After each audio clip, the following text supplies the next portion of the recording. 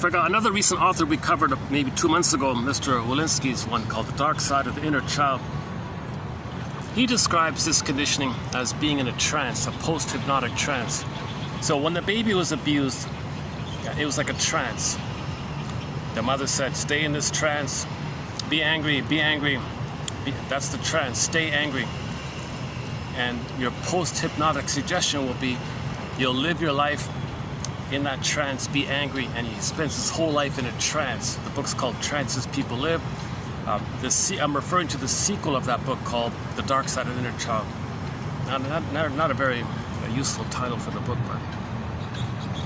but I think Mr. Saul's approach is simpler. Decondition the person. You've been conditioned. You're in a trance. You're in a conditioned trance.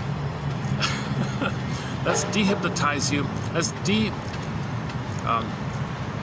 deconditionize you. Dehypnotize you. How? How do you dehypnotize a person?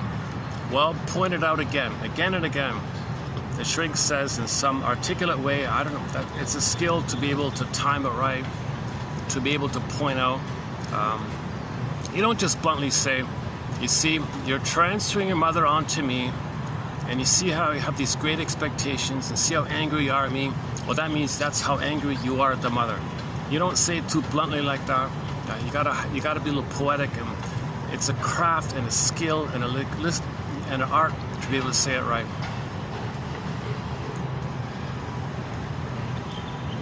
You know, theoretically, if that guy in the piano episode healed his soul, and he already has an immense vocabulary, he'd be a good shrink, ironically. Like, he already has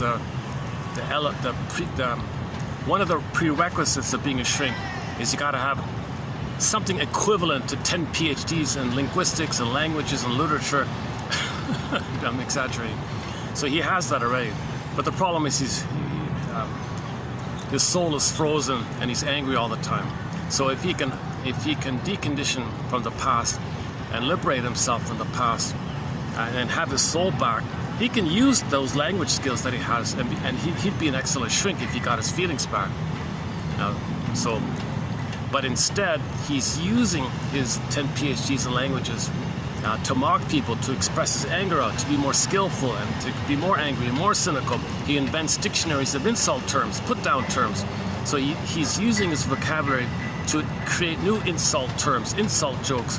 He'd probably make $1 million writing insult jokes and selling insult jokes. You know, so he's using his gift of gab for the past.